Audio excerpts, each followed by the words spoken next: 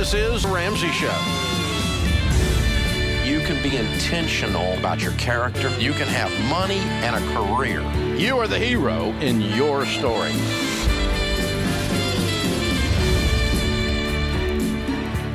Live from the headquarters of Ramsey Solutions, broadcasting from the Dollar Car Rental Studios, it's the Ramsey Show, where debt is dumb, cash is king, and the paid-off home mortgage has taken the place of the BMW as the status symbol of choice. Ken Coleman, Ramsey personality, #1 best-selling author, and host of The Ken Coleman Show, where he talks about getting you a job, getting your career on track, getting into work that you love. Joins me as my co-host today, so we can add that to the list of things we'll talk about. I'll talk about anything because I'm an expert on my opinion, so you jump in. The phone number is 888-825-5225. That's 888-825-5225.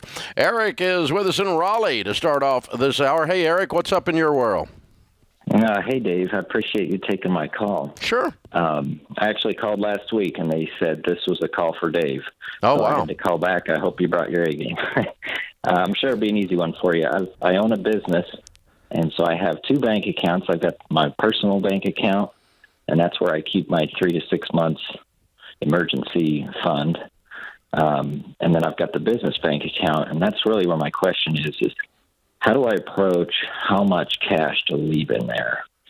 Is it the same 3 to 6 months? Is it all expenses? I kind of get your idea. I'm on baby step 6, so I look at this lump of money in there, and I'd like to put it on the house or do something with it, but I also want to be safe, protect the business. Yeah. Okay. Well, that's very wise. So I use a separate savings account at home just for an emergency fund. There's nothing in it but an emergency fund. It's a money market account, and I keep 3 to 6 months of expenses in there, okay, just for home emergency fund. It's not in my checking account. I don't recommend combining them. The same is true in business, and we use a fairly sophisticated tool where we have a float account in our business operating account that floats anything out of the checking into overnight, and it earns then money market account rates each night, and then whatever is needed is automatically pulled back in, and so it floats back and forth. But I in a traditional checking account, I don't leave the emergency fund in there in business. In business, we call it retained earnings, and of course, we recommend you run a business the same way I run mine, and I'm consistent with, I do run it this way. We don't borrow money here. And so however much cash we can get in there is our line of credit. We're our own line of credit because we don't have a line of credit. Our savings account is our line of credit. So if we want to buy equipment, we want to expand, we want to launch into a new product line, we want to buy another company, we want to build a building, we want to do anything, we have to have the cash. And so with all of that in mind, if you're going to live that way, then you're going to want about 6 months worth of cash in your business of what it takes your business to operate. And I got to tell you, that didn't seem like a lot of cash at this time last year when everything stopped and everybody quarantined and everybody went home and the world stopped and everybody sat in trembling before their televisions and did nothing. That didn't feel like a lot of cash. It didn't feel like a lot of pad. I was wishing I had a year's worth of cash because I'm looking at 1,000 team members and I'm thinking if I burn through this cash, they're not going to have a job because I don't borrow money to keep them either. And so I don't borrow money. So given that, then the more stringent you are on that subject, the more cash you'd have. And I mean, Ken, you were sitting here as we're having these discussions with our own team members about cash. We told the team, here's how much cash we have, and here's the burn rate. Mm-hmm. And we have to have more money coming in than going out, or we start to burn through that cash. And as we burn through that cash because we're losing money, then that approaches the drop dead date in which people will not be paid and we won't have a place to work. And so we're talking reality, wasn't it? It was very real. And I think, Eric, here's what I would tell you. I don't think there's a wrong answer. For somebody who's on baby step 6, you've obviously put a lot of cash away in your business. I don't think there's a wrong answer. I think you have to do what Dave's saying here, and let's put a real emotion on this. And you have to ask yourself, because the pandemic was something none of us had ever faced, including Dave or anybody. It's like, what? We don't even know what's going to happen. It's unprecedented. Yeah, your favorite word. But here's the deal, Eric. I think you put away, if you feel like a year makes you really, really comfortable with this kind of pandemic, if this were to happen again, if it's a year, put a year away. If it's a year and a half, put a year and a half away, because you're already in such a great position that you're going to be walking through baby step 6 pretty soon anyway. Don't overthink it. Just put an emotion on it. Go, this makes me feel good when I lay my head down at night, and then move forward. And we felt pretty good until there was absolutely, full stop. And I think that's what you have to look at. For a small business owner, you have to look at that. What does full stop look like? Yeah. How would it affect us? It's hard to imagine a scenario where full stop occurred, but we walked through one 12 months ago. That's right. And so the good news was we never actually had a single month that was not profitable. And so we never even got into the cash. But I can tell you, our cash position today is a whole lot better because we've been building up cash because it scared us. I mean, it's like, wow. Yeah. And here's the thing. Our company we save a percentage of our profits to grow retained earnings every month. It's a formula that we use out of our P&L. When we do profits, before we disperse the profits to the various people that are paid off the bottom line, we set aside a percentage of it to continue to grow. And our growth curve has been faster than our retained earnings growth. And so we've never been able to get up to a full 6 months worth of cash. But we were close, but even then it wasn't enough. And it was millions and millions of dollars. Oh, for sure. But you thought, well, I got millions of dollars here in cash and it's just sitting here. And then all of a sudden it's like, that's not so much. No. It's got to be gone. Yeah. And it gives you this tightening of the stomach as it climbs towards your throat. Yeah. And so the beautiful thing is with no debt, we were able to keep that number fairly low.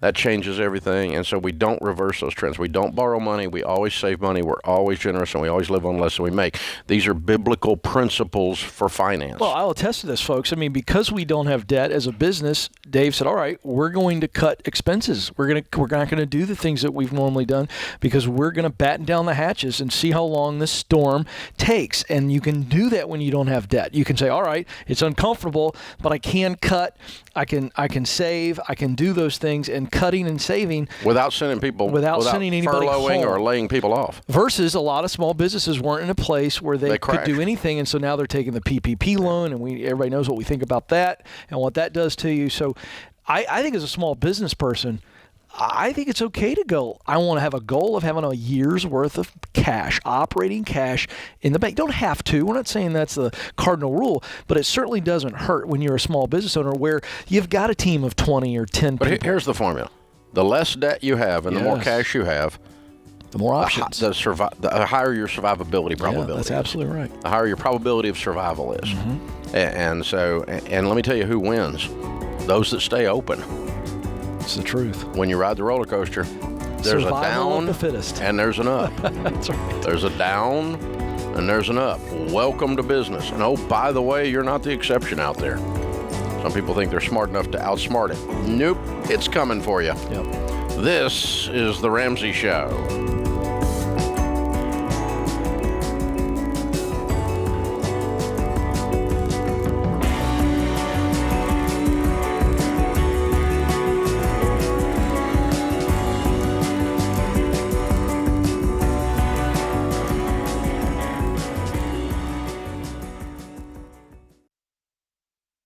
Life is full of firsts.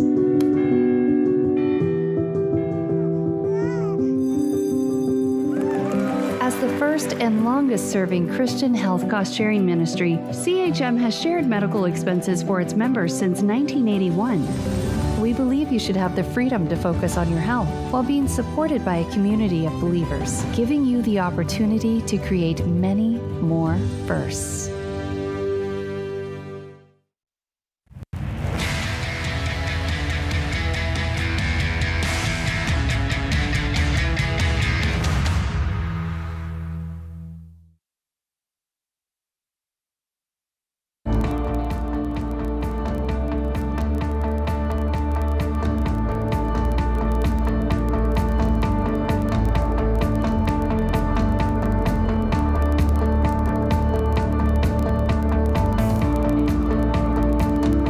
Ken Coleman, Ramsey Personality, is my co-host today. Now heard on over 75 radio stations across America, Sirius XM, and an uber popular podcast. Oh, and YouTube channel. He's everywhere. So check him out, kencoleman.com, RamseySolutions.com. You can find him there. Anything you need along those lines. The phone number here, 888-825-5225. You want to talk about jobs, you want to talk about career, you want to talk about life and money, we are here for you. Tyler is in Denver. Hi, Tyler. How are you? Hey, can you hear me okay? Absolutely. What's up? Great. Hi, I'm a huge fan of your show. I've watched almost all your clips on YouTube, so I'm really excited to talk to you right now. Got a bit of a career question for you. My name's Tyler. I graduated from college in 2019 in engineering school. I'm 24. I work for an engineering company, make about a little under 90 a year, and wow, a lot of times I hear you say this. Oh, thank you. A lot of times I hear you say this quote on YouTube. It's bad to have a mentality of oh God, it's Monday, thank God it's Friday kind of thing. And I'm just kind of wanted you to elaborate on that a little bit. I would say I'm kind of in that boat. I really enjoy where I work. I work with good people. I think the stuff I do is technical and interesting. But obviously, if I had the choice, I obviously wouldn't work a 9 to 5 at a desk all day. So I'm just wondering, is that a bad mentality to have? How can I get out of that, or what can I do about these feelings? Well, let's just play this out. You're 24. You've got an engineering degree. The work interests you, but you gave us a big clue. I don't want to sit at a desk all day. And that's not wrong to feel that way, but let's look at what you want the future to be. So let's fast forward 34, 44. What kind of work would you want to be doing at this very moment? What would you say? Yeah, I love what I do. And I love tech, and I love engineering, and I'm a computer programmer, essentially. But, so I move up in those ranks, start taking on project leads and stuff similar to that. But like I said, it's still a 9 to 5 thing. I think I'm conflicted more, the idea of like, well, I'd rather be doing this or that, I'd rather be outside. I'd rather be, with friends and stuff like that. And I'm not saying, obviously, I don't like my job, because I do. I do. Well, hold on a second. So you're all over the place. So I want you to say it. Sounds like you just don't want to go to work. Yeah, because outside and be outside with my friends, that's great, but that's not work.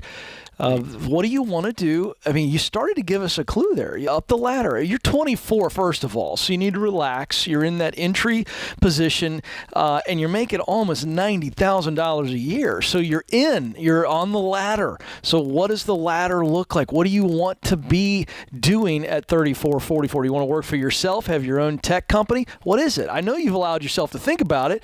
Say it. What is it? Sure. I've never even really considered the possibility of starting something where I work for myself. I just kind of am under this assumption that I'll be in some corporate structure. Okay, forget assumption. For my entire career. What do you wonder about when it's just you? What is the 45-year-old you doing professionally? What have you allowed yourself to imagine? Say it. Now, let's assuming you're working at something. Yeah, not playing with friends at the park. Not playing badminton in the backyard. Yeah, exactly. No, I obviously enjoy having a stable and steady income. So that I don't want to change, obviously. Tyler, what is the dream? As for what I want to do, say it. Say it. I know you've thought it. I've done this enough. Tell me what you dream about.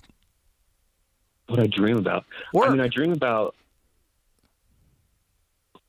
I might be panicking here. No. Okay, so here's the deal. Just moving up in that. Moving up. Okay, all right, so moving up. Tell me what moving up looks like. Forget about job title. Forget about how much money you're making. Forget about how you get there.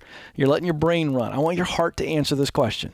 You love the work of engineering. You love that creative, technical aspect of what you do. Is that true or false? True. Okay, then.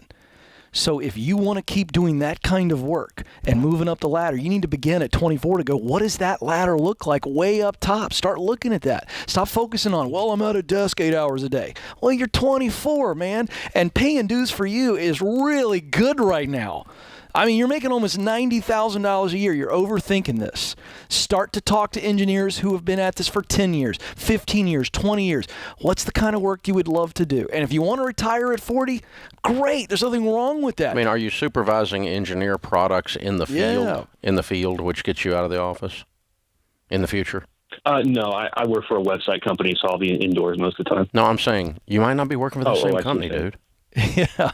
Yeah, got it. If you're doing what kind of engineer are you? I'm a computer engineer. A computer engineer. Okay. All right. I had you engineering buildings for a minute. I'm sorry. Okay.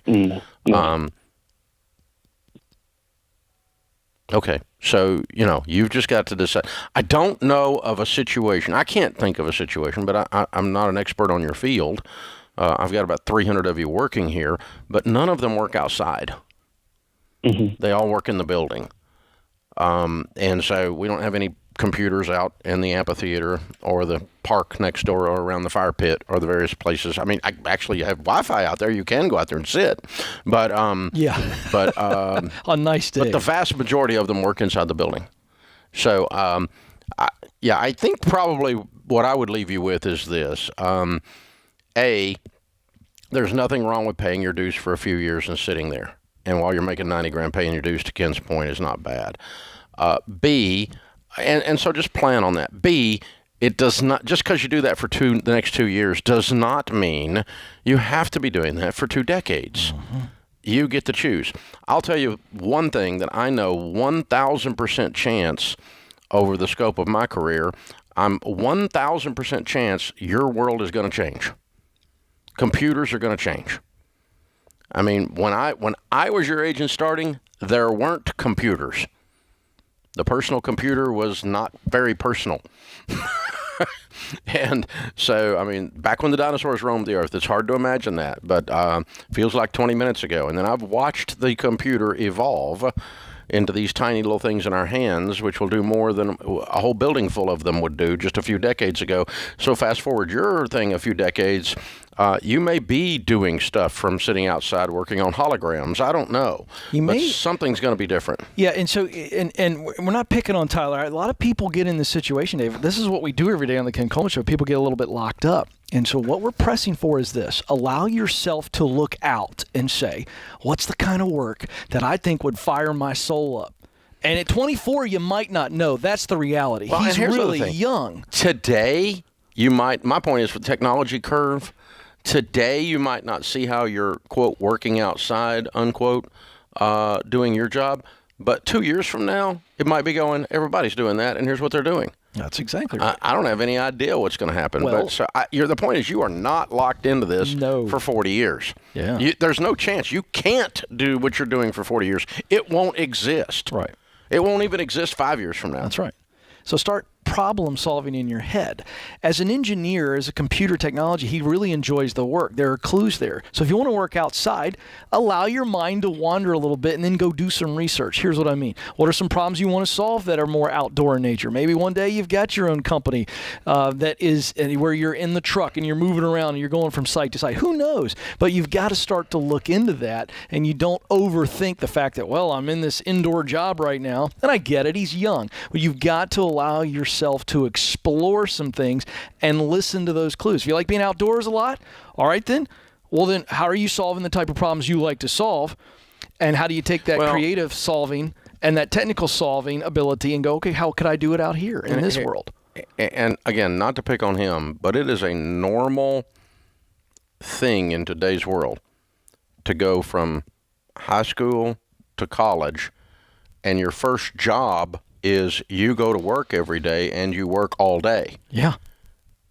And that's a new emotional experience. Concept. That's exactly right. Because you've not done that. And so literally what is occurring is you're developing a work ethic that you've not had to have previously. It doesn't mean you were lazy before, but you're experiencing the emotional bending of, I've got to have the discipline to go to work and work while I'm at work from 9 to 5. And deliver results so I can keep on working. Amen. I mean, that's grown-up land right there. This is The Ramsey Show.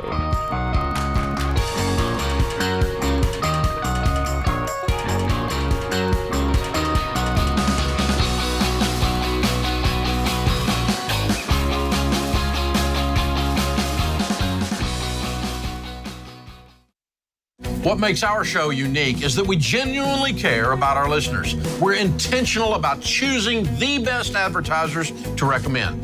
Blinds.com is no exception. They offer high-quality window treatments at unbelievable prices, and they make it simple to shop blinds, shades, and interior shutters with easy online ordering, free shipping, and a guaranteed perfect fit. Go to Blinds.com and take advantage of this week's special savings.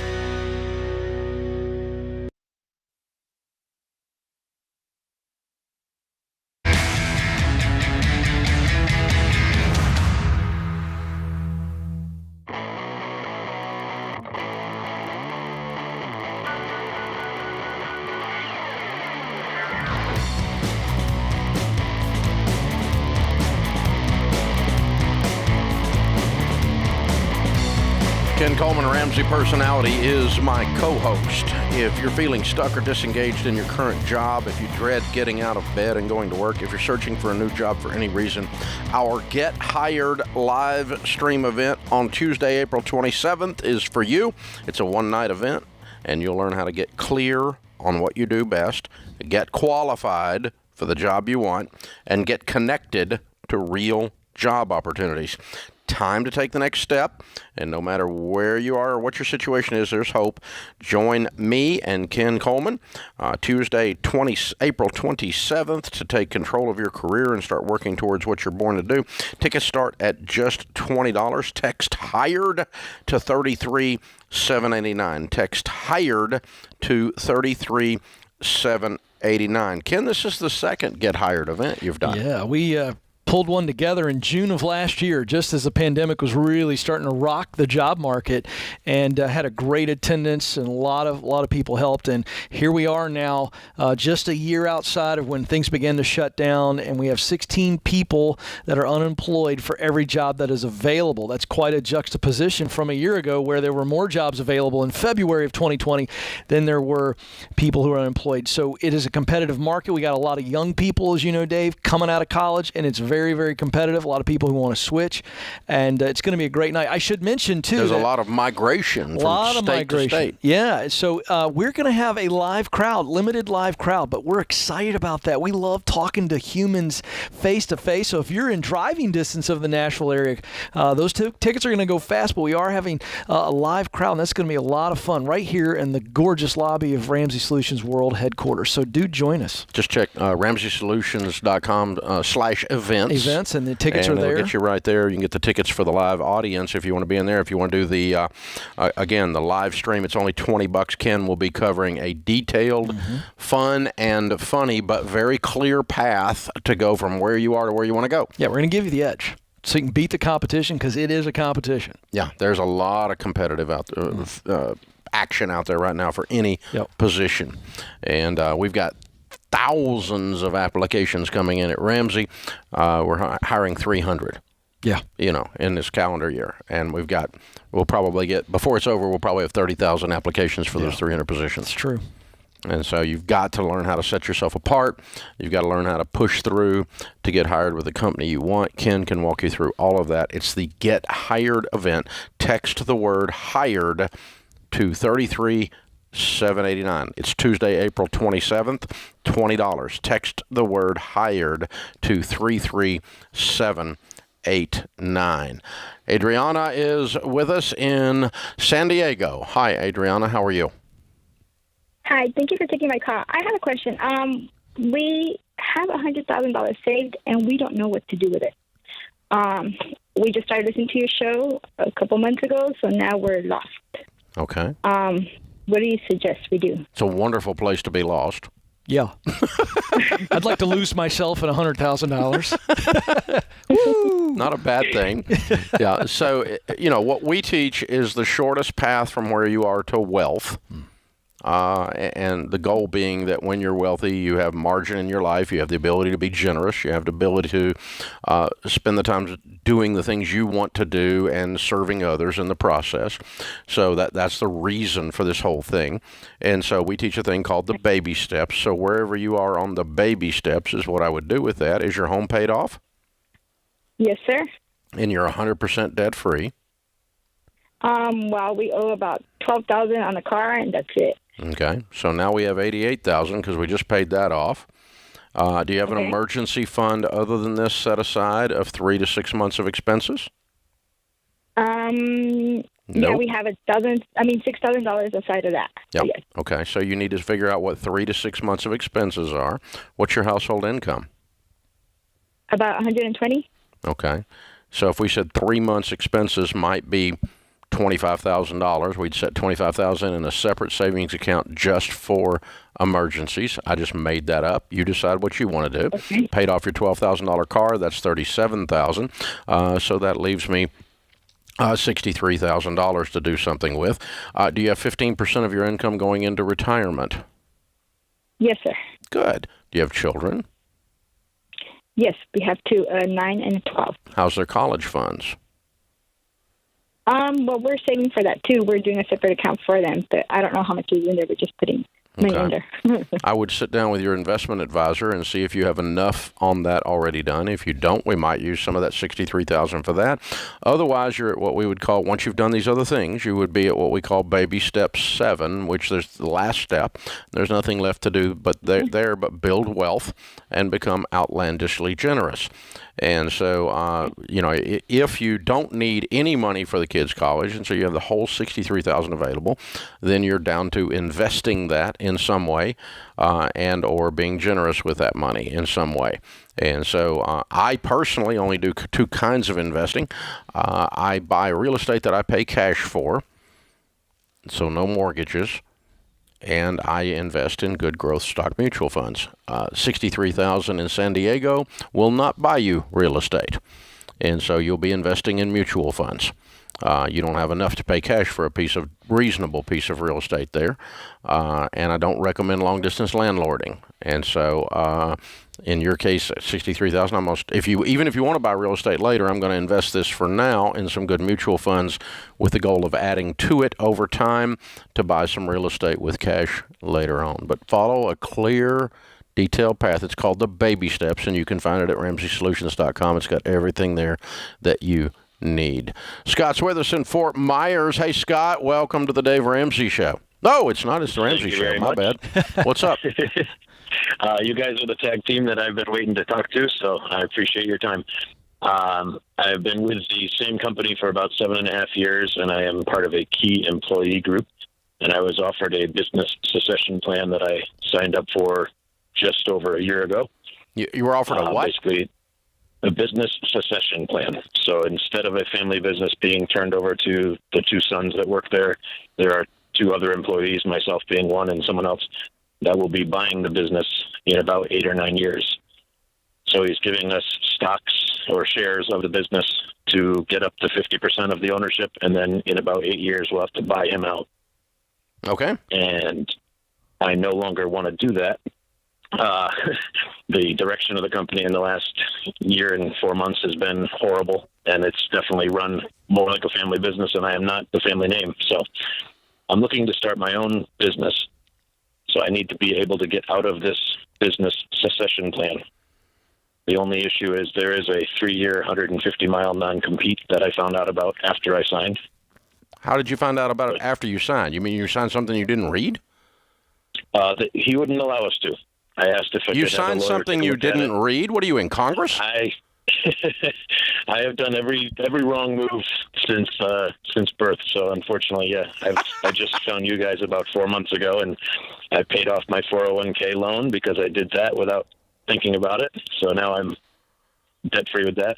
I have paid off $37,000 out of $73,000 in the last 10 months. So I'm almost debt free. I'm getting there.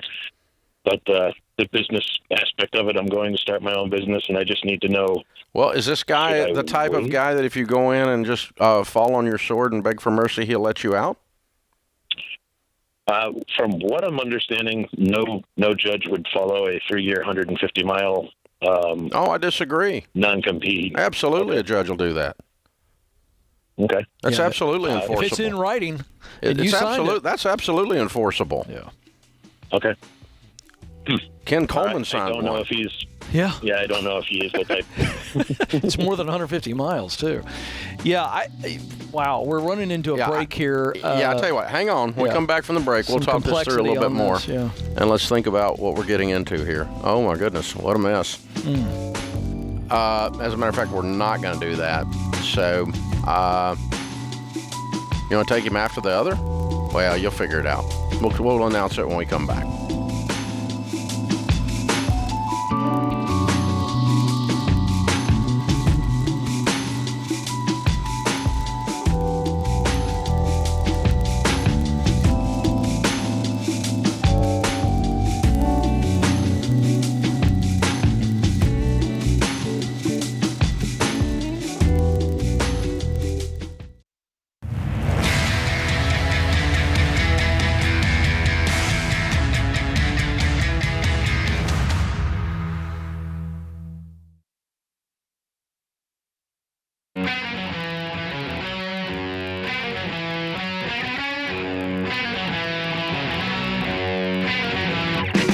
All right, Ken, so Scott in Fort Myers signed a succession contract that included a non-compete for 3 years and 150 miles away. He wants to leave that and not do it and open a business that would violate that non-compete. Right quick, before we do the debt-free scream, what do we tell him? I think he's got to go in and beg the mercy of the owner and say, here's why, take the high road, and the direction has changed for me. And because you didn't allow us to read this, I didn't know about this, and I don't want to burn the bridge. I don't want to blow it up. I want to go and live my life. Can we come up with a gentleman's agreement and tear the agreement up? If he doesn't do that, you can consult a lawyer, but you signed something that's in writing, so you got to talk to a lawyer. Yeah, and I don't know about Florida law, but I do know about Tennessee law. It's completely enforceable. Yeah, it's in concrete. And so then the third thing is you may have to day job this. I appreciate the fact you want to go start a business, but I'm guessing at the level that you are in, as you described, you're making good money. I'm always skeptical of somebody saying, I'm just going to go start a business and I'm going to be able to take care of my family and my finances. If you can do that, and you can do it for 151 miles away or whatever the deal is, great. I'd be very, very careful about putting all your eggs in starting a new company basket. That makes me nervous. You're either starting a day job and riding your 3 years out, or you're moving outside. Or number three, you're starting a different field. That's right. To open a business that is not violating the non-compete. Mm-hmm. I don't think you're going to beat this non-compete. You could try, and you can ask for mercy, and you can ask an attorney if you want to get in a fight. But that's just my opinion. And again, I'm just a business guy. I do not have a law degree. So you'd have to check with someone that does in the Florida market. In the lobby of Ramsey Solutions on the debt-free stage, Corey and Elise are with us. Is it Elise? Yes, it is. How are you guys? We're great. How are you, Dave and Welcome. Ken? Where are you guys from?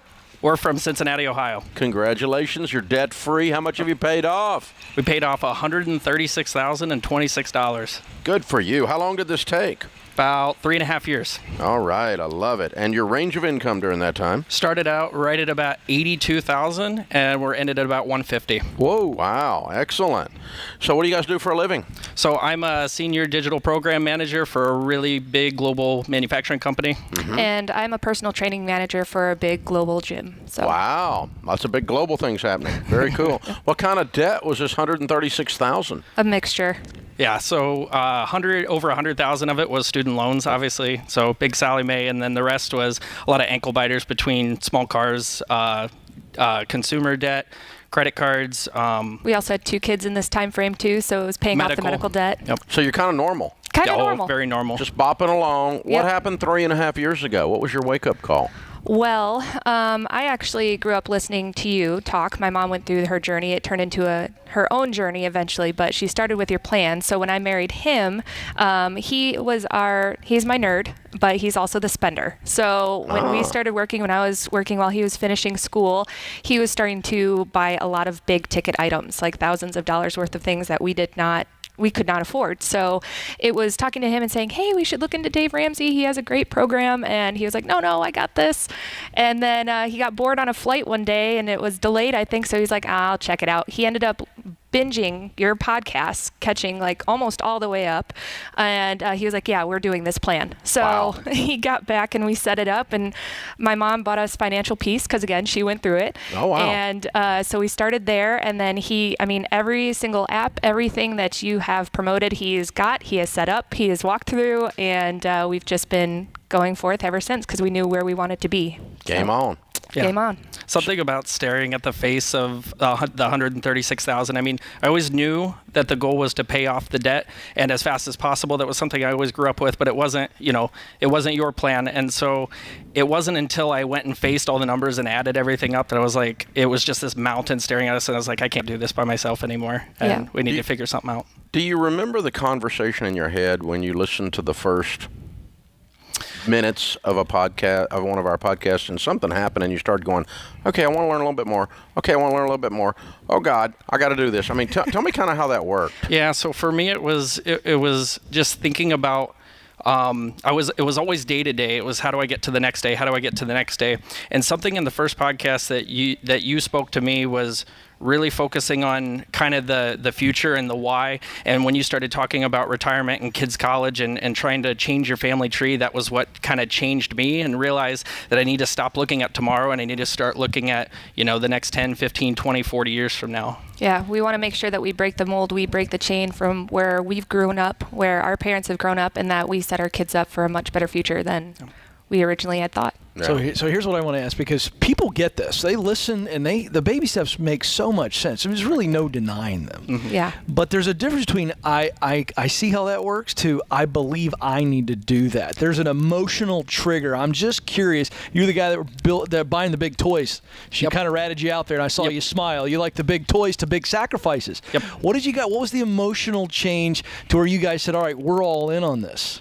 I think it was realizing that I could get much bigger toys after everything's paid off. You know what I mean? That works. I like it. I like it. There's I'm going to a live like reward. no one else, so later I can live and give like no one else. That's cool. very cool. And he literally spent one of the sessions watching Financial Peace, because you talk about beans and rice and beans. He literally made rice and beans and was watching one of the videos from Financial Peace, because he's like, I got to do what Dave says. I got to live like no one else so I can live like no one else. I said, that does We'll not never mean do that literal rice and beans. So I saw you wince. We can do more than that. Did you put a little spice in them? Did you try to make them taste better? No, not by much, I don't think. He's like, I got to do what Dave says. I got to get there. We got to get there so fast. And he hit it hard, and it was truly a big change. It hit him hard. You keep talking about him hitting it hard. Were you on board? Were you doing with him on this? I was the one that first brought it up. I know. I heard that part. But yeah. Then it sounded like he turned, like the tables turned a little bit. No. Okay, so you guys were working together in sync. Yes, it was because I'm the saver and I'm the free spirit. So all you're saying is it was easy for you. It was just kind Easier. of like, yes, it made sense. It was logical to me when my mom first started going through it. So that's why I had mentioned it to him. It was just making sure he saw the same logic, that we were both on the same page with that. And then it was from that point on, keeping him calmer about it, because like I said, he's sitting there eating rice and beans, and I'm saying, honey, we can go buy a little bit more from the grocery store. We can live a little bit more. So it was just about then working together. He's go big or go home. Yes, Love it. very much. It was hard in the beginning, but as we started to get lockstep and we started to kind of build and grow our relationship, it got a lot easier as we got towards the end. And we were able to see once the light was at the end of the tunnel. I mean, the last 50% just really rolled out very, very quickly. Right. Wow. And it helped our communication in a lot of things too, because finances are obviously a big struggle, and we had only been married for about a year or two when we first started. So it had really beefed up our communication, and we went forward from there. All right, well, let's get Kaysen and Miles into the picture. How old are they? Kaysen is 3.5. Miles is 16 months. All right, very cool. All happening while this was happening. Yeah. Very good stuff. All right, it's Corey and Elsie and Kaysen and Miles from Cincinnati. $136,000 paid off in 3.5 years, making 82 to 150. I'm so proud of you guys. We got a copy of Rachel Cruz's new book, New York Times bestseller, Know Yourself, Know Your Money, as our gift. Congratulations. Count it down. Let's hear a debt-free scream. 3, 2, 1. We're debt-free! Yeah! That's how it's done. You have to have, you talk about it all the time, your why needs to make you cry. You have to have something that's more noble than just, I want to feel better. Yeah. That desired future is so huge, and if you as a couple can get on the same page. They said, we want to change our family tree. That's what it's always been about. When you say that, you're and you mean it. Oh, yeah. You will sacrifice today to win tomorrow. No question. Adults devise a plan and follow it. Children do what feels good. And obviously, we're looking at a couple of adults there. Very, very well done. What rock stars. That's amazing. It's amazing. And by the way, you feel good when you do all the good. Down the line, it doesn't feel good when you're hustling, when you're sacrificing, when you're being diligent. But it feels really good when you cross the finish line. And every time we see or hear a debt-free scream, I promise you, folks, those folks feel real good. Yeah, I mean, $136,000 lighter. That's fantastic. That's a lot. And by the way, there was no student loan forgiveness. No. They paid it off. Dug themselves out. There you go. This neat idea. I mean, wow, pretty incredible. That puts this hour of the Dave I did it twice this hour. Well, you've been doing it for 30-some years. I know. This hour of the Ramsey Show. There it is. In the books.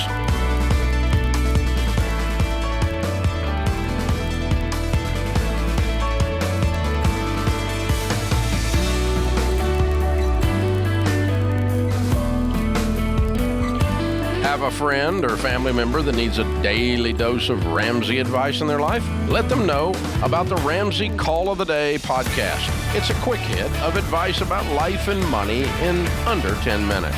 Check out the Ramsey Call of the Day podcast wherever you listen to podcasts.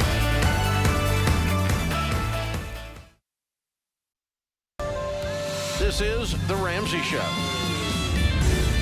You can be intentional about your character. You can have money and a career. You are the hero in your story.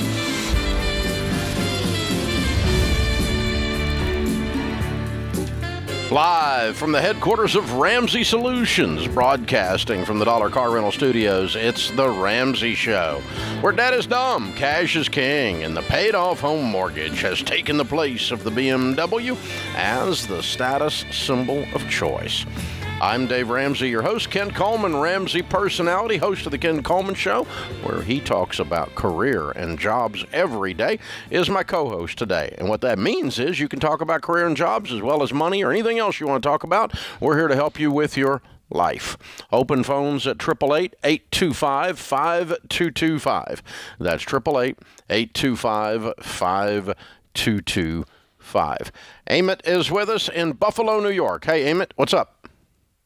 Hi, Dave. Thank you for taking my call. Sure. How can we help? So I had a question about finances. So I'll explain the situation. Me and my wife were both residents. My wife graduated residency last year. I'll be graduating this year. So during our residency, we had whatever money we were able to save. We invested it. It was a small amount of money, so I was okay doing it. But with my wife getting a new job and me graduating and soon to get a new job, the amount of salary we have, I find it difficult handling that much amount of money. So my question was, like, when should I get a financial advisor? Because I have talked to a few people, but I'm not able to trust them. But at the same time, I'm afraid handling that much amount of money, which I have never seen in my life. Good for you. You're being very wise on a whole lot of fronts. So here's what the mistake that a lot of people fall into, and it sounds like you're starting to, and it'll solve both of your problems. Sometimes people want a financial advisor in their head. That means they have to take over and run their life, and we have to trust them. Instead, I use a financial broker to do investments with, but I make the decisions. And the way I make the decisions is his job is to present options to me, ideas to me, and to teach me something I didn't know before. And so much like you've studied in your medical career to learn to be an expert in that, you won't have to study nearly as hard on money. It's not that complicated. But you're going to have to learn a few basic things from a good from a good investment broker or investment advisor, and they say they are advising you. They're not telling you. It's not a babysitter. You're not turning your money over to them and just hope it works out. They're saying, This is advice, and with advice means you're going to learn a little bit. Okay, I don't understand that. And by the way, the rule is you don't work with a financial advisor that doesn't have the heart of a teacher. If they have the heart of a salesman, they're slimy, run. If you feel like you need to have a shower after you met with them, run. And the other rule is don't put money in anything you don't understand. And then you don't end up with being one of those broke doctors. And broke doctors, there's more of those than there are broke musicians. Right, that's what my fear is, because on your show you say that doctors have doctoritis, you know? They do. So that's what I'm afraid about, that, you know, I'll squander the money that I earned, and that's why I'm looking for a financial advisor. But at the same time, I had talked to a few people, and I just have difficulty trusting them with my money. Yeah, you don't trust them with your money. You trust them to teach you because you trust you. Yes. Right. And you must trust what Dave just told you. Let's just rewind what he said. You should be writing this down going, okay, wait a second, I'm in control. If the financial advisor gets frustrated with you and they don't want to teach you and explain the questions that you've got, you don't understand the financial move that Dave said, then don't do it. And you get to interview several people. You need to be meeting with some SmartVestor pros. Yeah, click RamseySolutions.com. Click SmartVestor at RamseySolutions.com, and that'll help you line up with someone that has the heart of a teacher. Yeah. Now, here's the other thing. I don't want to squander my money, you said. Now, let me make sure. You mean you don't want to make a bad investment that you didn't understand and lose the money. Is that what you mean? Correct, yes. Okay. Not squander it like I'm going to overspend and be undisciplined. Oh, no. No. Both of us are quite frugal.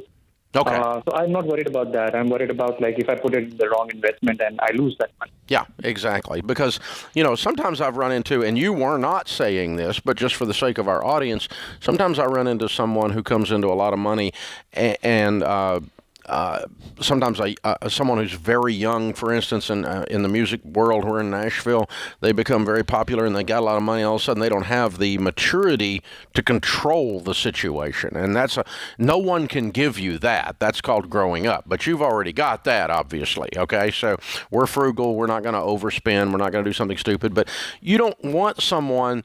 You know, like I've heard people say stuff like, "Well, I called my financial advisor and he told me I couldn't buy a car."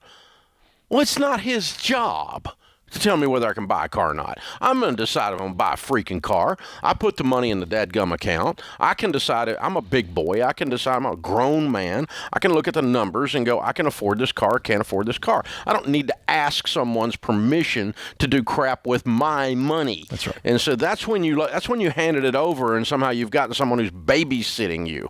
And that is not what you do. That's how people get screwed. That's how they lose all their money, and they make a lot of money and they end up with none. So here's the trick. Don't put money in something you don't understand. Don't work with anyone in the financial world. Real estate agents, insurance agents, investment brokers, estate planners, tax people. Don't work with anyone in the financial world that does not have the heart of a teacher. Yeah. My poor tax guy has to explain our infinitely complicated tax returns enough that I'm not just signing them because he put them in front of me. And that's the key. Dave still has the power, and you have the power. As a doctor, here would be the analogy. I'm sure you've had somebody show you how to use a medical device before, and you don't use it on a patient until you know that you know how to use it, and you have the same control. I'm not going to do that until I understand how to use it. You are in control here. You're not giving over any control. And I love your spirit, but again, there should not be a spirit of fear here. Go to RamseySolutions.com, interview 3, 5, 7 SmartVestor pros until you get a good feel, a good chemistry, and that they're willing to explain things to you, because as Dave said, he doesn't sign on the tax form until he understands what he's signing. Yeah, so Amit, you can just pile up the cash. That's true too. If that's all you understand, until you understand more. I had a young man that was an NFL football player come in and sit down with me about 2 years ago, he and his beautiful little wife, and they were like Ken and Barbie, right? And he said, I got to tell you, Dave, you're just going to kill me. I said, why am I going to kill you? What'd you do? He said, I'm so ashamed. I'm like, what are you ashamed of? And he goes, I'm such a horrible investor. And I said, well, how are you a horrible investor? What did you do? And he goes, I have $35 million in a savings account. And I went, I'm not going to kill you. I'm going to kiss you. You're a genius. You might have choked on that. He goes, yeah. Well, I could have invested it. And I went, yeah, you probably should have invested it, but guess what you didn't do? You didn't freaking lose it. Yeah, you got $35 million in the bank. You didn't lose it. Yeah. In the NFL, wow. That's called touchdown. Right. Unbelievable, baby. Now we can teach you a little bit about investing and wade out into the shallow end of the pool and learn to swim into the deep end. It'll be all right. Yep. That's a good starting point, son. We're going to be okay. Yep. All right, goodness gracious. This is the Ramsey Show.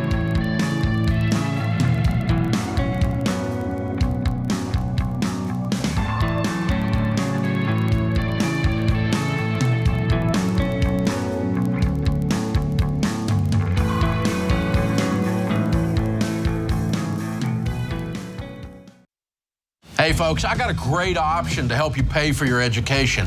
The Army National Guard. The Army National Guard believes you are the next greatest generation because you have proven that even in adversity, that you have what it takes to succeed. That's why they offer benefits like tuition assistance, career training, and a paycheck to help you avoid debt. No matter what your goals are, the Army National Guard can help you get there. Visit nationalguard.com to find out more.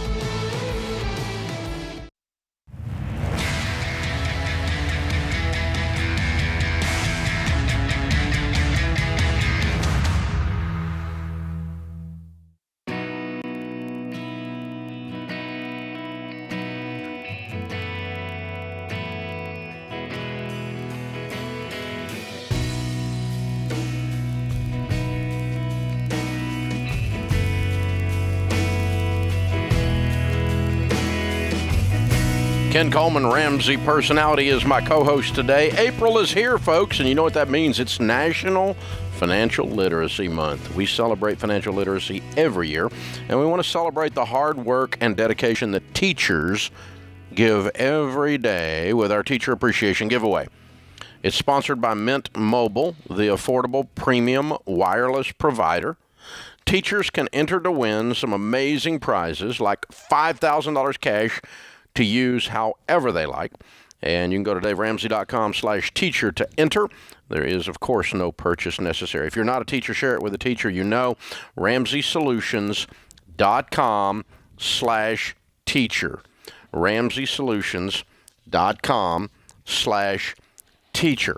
Now, Ken, most people, I was doing this at my house one night at a dinner party not long ago. I said, tell me about a teacher that you remember. And a few people out of a whole bunch standing around remembered negative teachers, but almost every one of them brought up a teacher that changed the trajectory of their life. Teachers are a big deal. Big deal. Joy Bryant, my high school speech teacher, probably outside of my parents, had the biggest impact on me. And write about it in my first book, One Question. You can get it at RamseySolutions.com. Yeah. But I write about that, and she, to this day, taught me a very important lesson. And speaking of great teachers, we've got one from North High School in Dillsburg, Pennsylvania. Shannon Trossel is with us. Hey, Shannon, how are you? Hi, Dave. I'm good. How are you? Good. Is Trossel correct? Did I pronounce that correctly? It's Trossel. Trossel. Okay, thank you. Yeah. I didn't want your kids making fun of you later. Yeah. Yeah, right. Yeah. Hey, I better get it right because it's my fault. Okay, cool. No. So tell us what's going on with you. So I've been teaching personal finance now for 7 years, and we started out with less than 50 students in the class, and now we're up to over 200. Wow. Yeah, it's really great, and it's grown so much. A few years ago, I petitioned our school board to make this course a graduation requirement, and now it is. Wow, look at you. Wow. Yeah. So Foundations in Personal Finance, our curriculum, you've been teaching it for 7 years, and it's grown to 200 students. Now, did it grow to 200 students because it became popular or because it became mandatory? Well, it only just became mandatory. It grew because of its popularity. Parents and community members saw the value in this course, and, you know, students were talking with their friends, and, hey, you got to take this class, and it's really snowballed. It's great. Yeah, and guess what? You're one of those teachers that we were just talking about. That's how, I mean, because let me tell you, you can take our wonderful curriculum and screw it up if you mail it in. You don't mail it in, girl. You bring it. You bring it in the classroom. You bring it all the way to the school board. The parents know about you. The students know about you. You're one of the teachers they want to go to your class. I know that. That's why it grew, right? Yeah, that's right, Dave. I appreciate that. Look at you. How long have you been teaching? 17 years. Wow. We really appreciate you. What are you seeing the kids getting most out of Foundations in Personal Finance, our curriculum?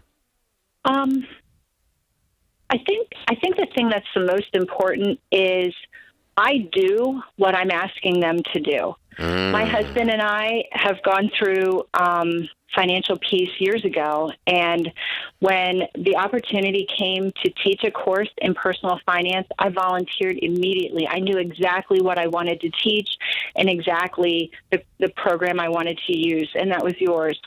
Wow. And I have a personal connection to the course and to the material. So when I'm teaching it to my students, everything I'm telling them is fact. Like, this is what I did. Here's how you can do it. And the questions they ask me are more personal, but I'm giving them information and tips and tricks that I know have worked because I do what I'm asking them to do. No, that's everything. So what subject out of the curriculum do you think resonates the most with them on average? Boy, that's a great question. I think the one on income and careers, where we write out resumes and we practice interview skills. We have such a great connection with our community that I reach out to several different community business leaders in our area. They volunteer their time and they come in and we do mock interviews with our students. And it's really neat. The kids dress the part. The guys come in suits and ties. The ladies come in, looking on 10. It looks great. And then I had one student actually about 3 years ago with his mock interview. It turned into the real deal. And by the end of the interview, I kept thinking, why is this taking so long? So I stepped in the room to check out what was going on.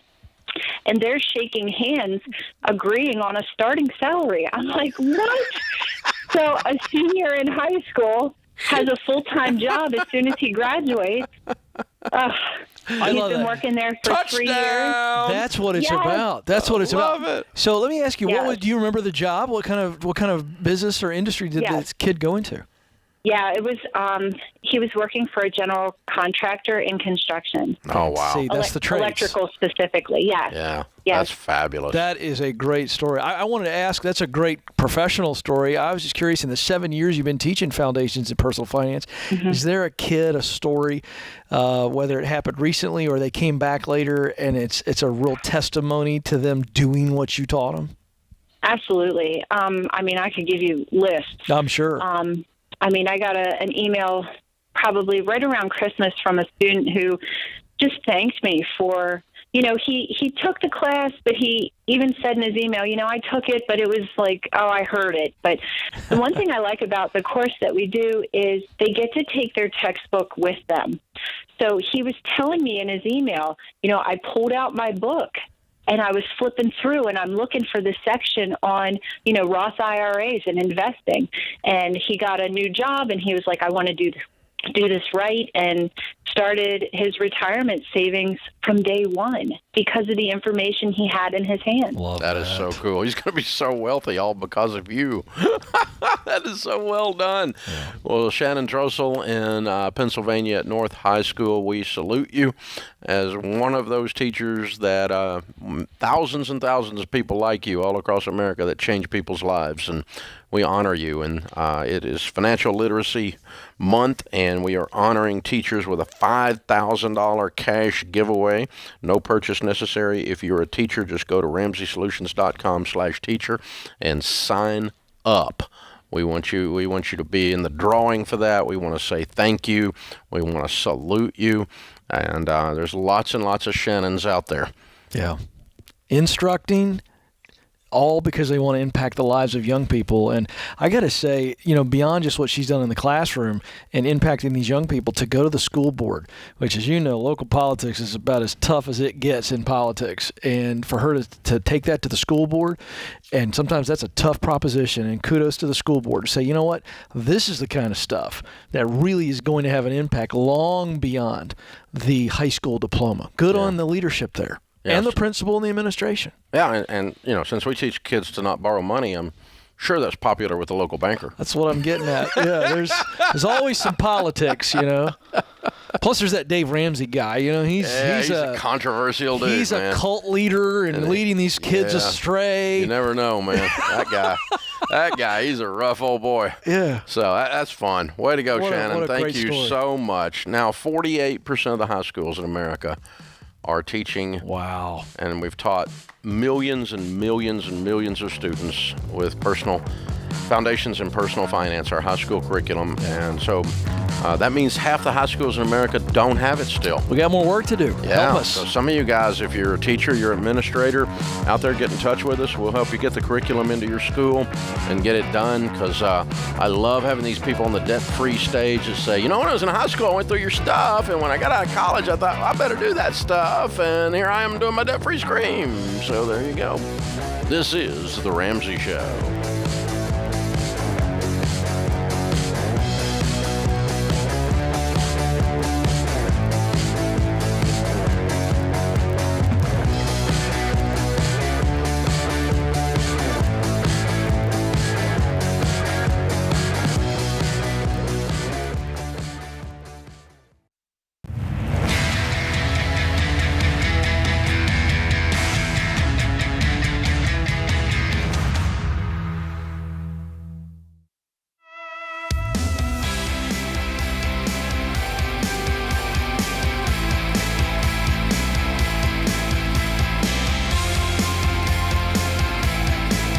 In the lobby of Ramsey Solutions on the debt-free stage, Marcus is with us. Hey, Marcus, how are you? I'm doing great. How are you guys? Doing better than I deserve. If you're on that stage, it can only mean one thing. You're debt-free. That's right. That's right. Way to go, man. How much did you pay off? So I paid off $21,000, and the total of the loan was actually $32,000, but my parents had paid off that first portion, but I didn't want that burden, so I went ahead and paid off the $21,000 on my own. Way to go. Very cool. And how long did this take you? It took about 10 months. 10 months. And your range of income during that time? So I was a full-time college student, and I got a job at a coffee shop, and I was making $8 an hour plus tips. But I was also running my own kind of part-time business. I do wedding videos, any kind of marketing, photos and stuff. And so I was finding anything that I could do to just make money and put it towards the debt. So how were your living expenses taken care of? So I was actually really blessed. My aunt on my mom's side lives in Corpus Christi as well, and she let me live with her for free for the entirety of my college. Wow! And so it was a really sweet deal. I had my own room. So you just had to make $2,000 or $3,000 a month, and you could throw it at this and be done in 10 months. Exactly. Wow! Yep. Good for you, man. Way to go. And so is that about what you made during that 10 months? About $25,000 or so? I would estimate I made a little around 30. Okay.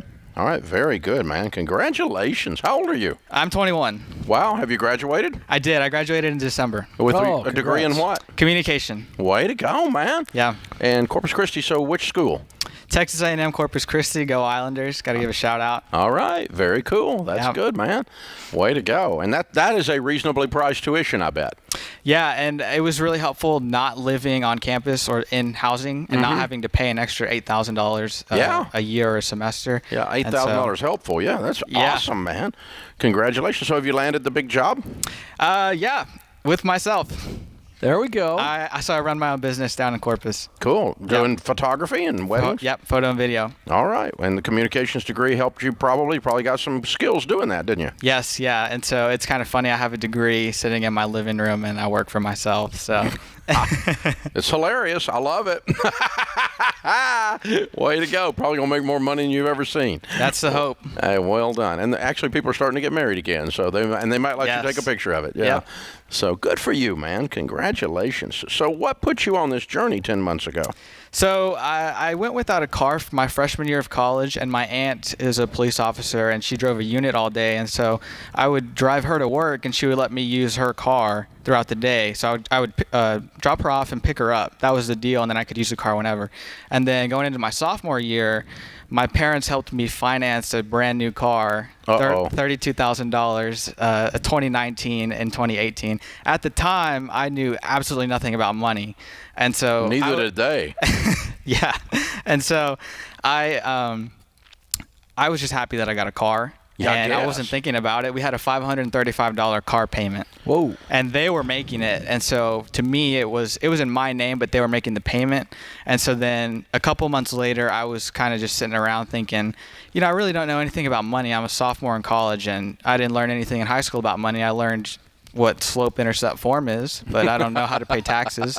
I don't know how to write a check. Come on. And so I got the Pythagorean theorem down, but I can't balance a checkbook. Right. Yeah. Exactly. And so I figured I should probably learn a little something about money now that I'm, in college. And so I looked up finance podcasts. This guy named Dave Ramsey popped up. So I listened to it. I listened to the first episode, about 40 minutes, and I was hooked. And as soon as I heard you mention something about car loans, I said, what have I done? And so that really just lit a fire. And then I kind of did Dave-ish for a little while. And then my senior year, I set a goal in February of last year to pay off the entirety of my debt, which was the remainder on the car, the $21,000.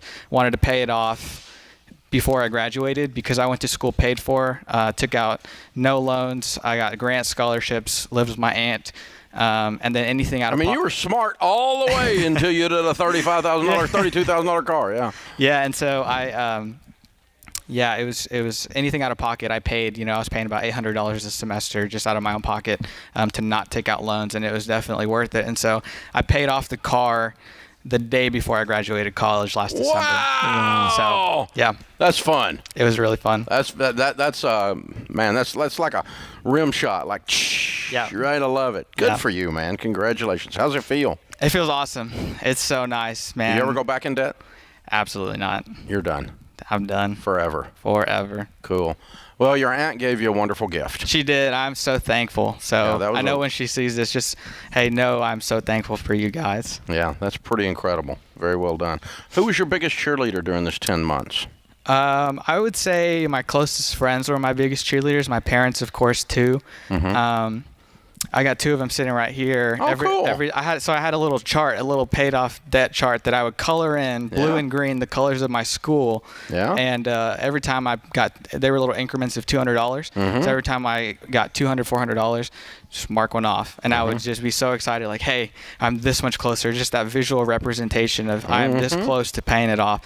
And so it was such a blast. I have another friend at the church we go to. Her name's Amanda. And she's actually debt free. She's working on paying off her house. Oh, wow. And so anytime it was really cool because it was like, hey, I just paid off $400 more. And so I would show her, and it was just an awesome time. Very cool. Well, congratulations. All right, when people ask, how'd you do that? How do you pay off debt? What do you tell them the secret is? A lot of self-discipline. I think so. I think my self-discipline is really strong. Going after those 10 months, don't be afraid to say no. And if you look at it this way, you're saying no now to say yes forever. Right. And so That's a line. I love very good line. I love taking people out to eat lunch and, just, hey, let me take you to lunch and let's hang out.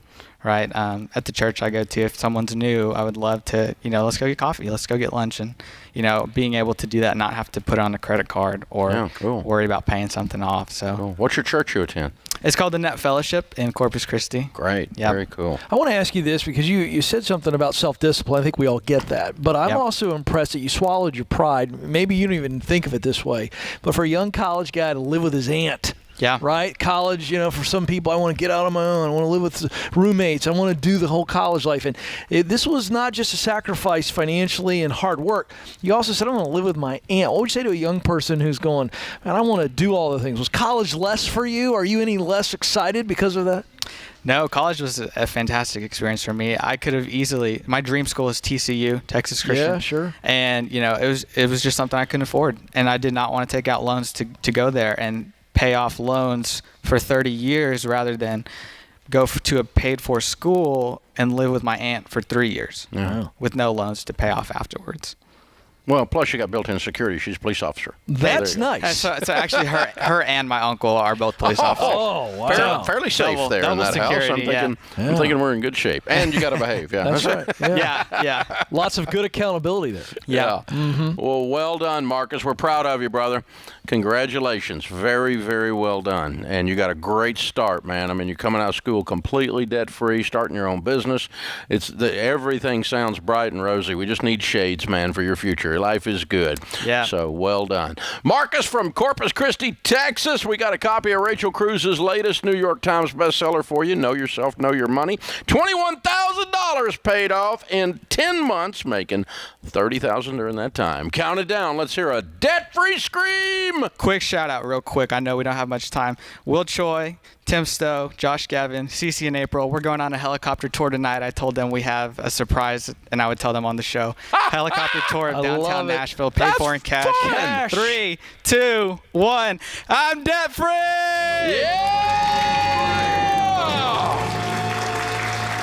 What a cool guy. I mean, he's a giver. I'm going to live like no one else, and so later, I'm taking my friends on a helicopter tour of downtown Nashville. That's right.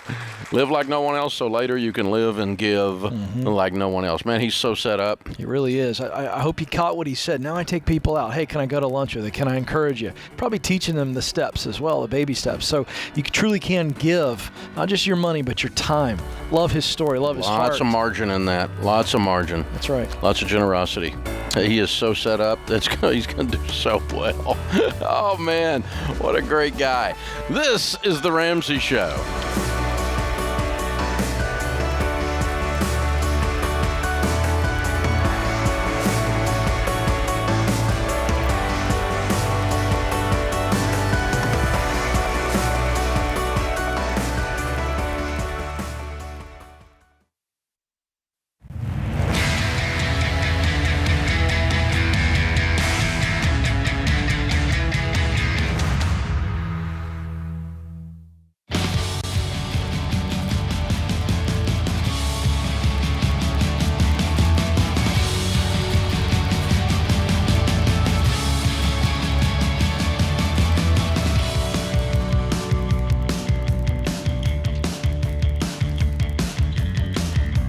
Ken Coleman, Ramsey Personality, is my co-host today. Our question of the day comes from Blinds.com. They have a 100% satisfaction guarantee. That means even if you mismeasure, you screw up, you pick the wrong color, they'll remake the window blinds for free. You get free samples, free shipping, and new promos all the time to save even more.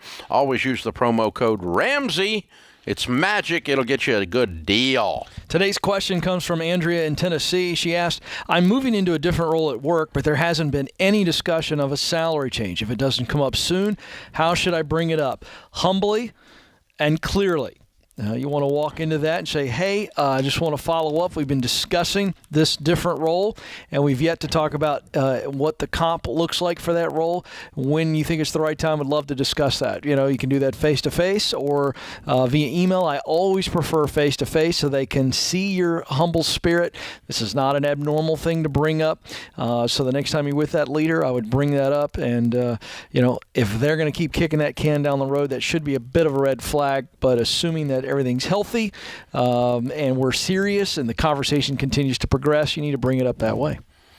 You know, the longer we've been discussing that without making any discussion in comp change, the more, and it's not anything she needs to do, but it's just for the rest of you out there listening, if you're leading people, you need to do a better job leading than that. That's correct. So all you got to do is just think like you would think if you were in this situation. So you're talking to somebody about a different role.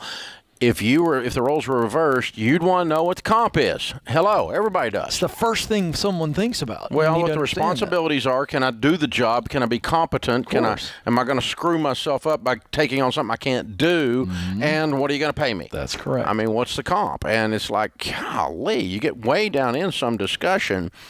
And I actually had that happen one time where they were going to give me a pay cut. Oh, yeah, I've heard you tell that story. Yeah, so I quit. Right. They were giving me, after I was their number one sales guy, they were giving me more responsibility, going to pay me less per deal. And I was going to, I had to do more deals to get the same number of dollars into my household.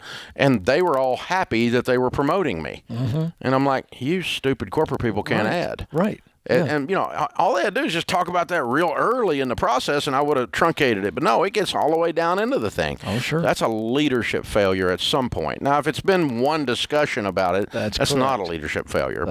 But just keep in mind, leaders, that your people want to know whether they're going to get paid. That's really not rocket science.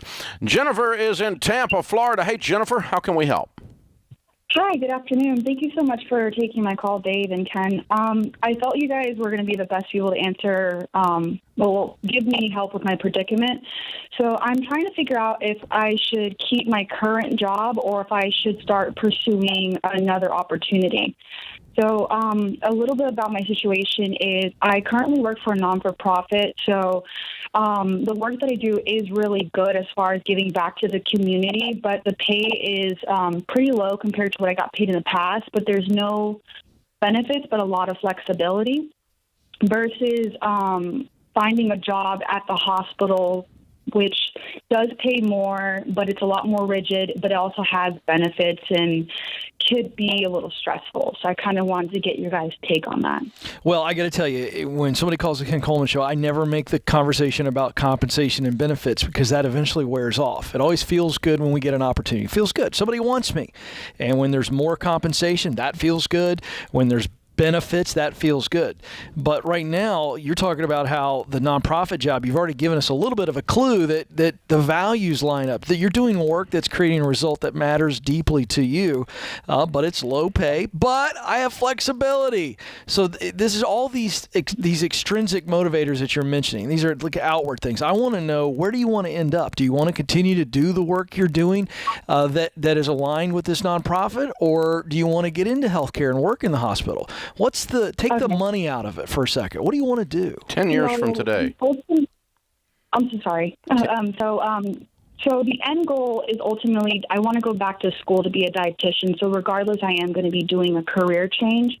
The reason why I was considering the hospital is because after you get your master's, you have to do an internship at a hospital regardless. So I figured that if I put my foot in the door, yes, ma'am, it'll allow me the opportunity. Plus, after 6 months, they start paying for your tuition. Ding, ding, ding. So, Jennifer, 6 months. This is a no-brainer. This is a no-brainer. Here's why. You need more money. Both are temporary. Everything's temporary, and you're going to go back to school to be a dietitian, so this gives you the money you need to cash flow your school. More money I make, I'm saving and I'm cash flowing school to be the dietitian. Secondly, they start paying for things. You start getting in the door in the hospital, so when it comes time to get out of school and get that experience, this is a no-brainer. Take the hospital gig. Don't even think twice about it. It's the right move. It gets you to where you want to go. That's right. Which is to become a dietitian. It pays for the school, it gives you the internship, and it gives you more money in the process. And, a little bit of stress. But that's part of the price you're paying to get all this other free stuff for a short period of time. 10 years from today, the likelihood is you're not working in either one of these if you live your dream goal, right? Yeah, that makes sense. So let's take the shortest path and the least expensive path. Sorry about that. How do you guys handle stress? Because I've never been the greatest at handling stress. Let's define that, because everybody's definition of stress is very personal. What are you worried about in this hospital job? You've heard something, or you've created something that may not be based on fact. Let's break that down. What is the stress you're worried about? So me as a person, I'm a very big free spirit. So I worked for corporate America for many years, and I felt like I was just draining my soul away, which is kind of why I decided to go a different route and try the non-for-profit. And I felt like I was giving back to the community, which I am. So the reason felt why stuck, though. Yeah, that's true. You're not stuck now. You're on a plan. Yeah, the stress is the rigidity. You said the word rigid early on in the phone call. And so you're worried about the rigid schedule. You also mentioned what you love most about this nonprofit is the flexibility. You're going to have to get over this. I'm just going to be really honest with you and say that there is a great line from one of my favorite movies that says the father's talking to the son. He says, you do what you have to do so you can do what you want to do. And this is the price of admission. You want to lose weight, you're going to have to exercise and eat healthy. If you want to put on muscle, you got to get to the gym and you got to really work out, and it's going to be hard. So this is part of the deal. I'm not hearing anything that to me is considered really stressful. Here's what's interesting that you should kind of think through. Looking at this from the outside, looking in from our perspective, you want to sign up for dietitian school, which is really rigid. You have to go to the freaking class and pass the dadgum test, or you don't become a dietitian. And if you don't show up for class, that counts against you. That's very rigid. But that did not stress you a bit. That makes sense. The reason it didn't stress you is it was taking you towards your goal, and you knew it wasn't permanent. Gotcha. Okay. Am I wrong? No, you're not. Okay. And so just look at the nursing job as the same way. It's not permanent, or the hospital job is the same way. It's not permanent. It's getting you to your goal. It's a temporary thing. And as Ken said, it is the price of admission. It's the price you pay to get there. So well done. Well done. Thank you for letting us talk that through with you. That was an honor. The future's I think you're going to be a big deal. Yeah. I think you're really going to, 5 years from today, you're going to be sitting in a really, really good place. Something, Jennifer, I want you to hear, and other people that are in her boat, when you're paying the price, you got on those tough days where you feel like I'm in the slog and I'm not doing it, you better start to envision some people in the future that you may save their life or their health because of the work you're going to do. You better start to look to the future. I'm doing this now. That's not fun. That's very rigid, so that I can give dietary advice and maybe prolong someone's life, maybe save their life. Absolutely. The number one disease in America is obesity. Big we picture. need dietitians. So no question. Well done. That's very cool. Listen, there's a difference in stress and just being tired. That's right. I get fatigued a lot. I don't have a lot of stress. Because if I don't like what I'm doing, I just change it. So it's fairly easy. It's a wonderful thing. And the good news is, guess what? All of you have that same opportunity. That puts the Ramsey Show this hour in the books.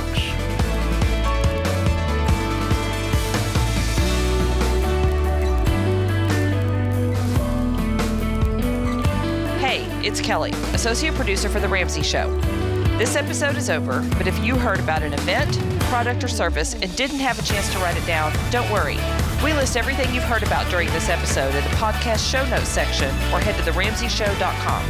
Thanks for listening.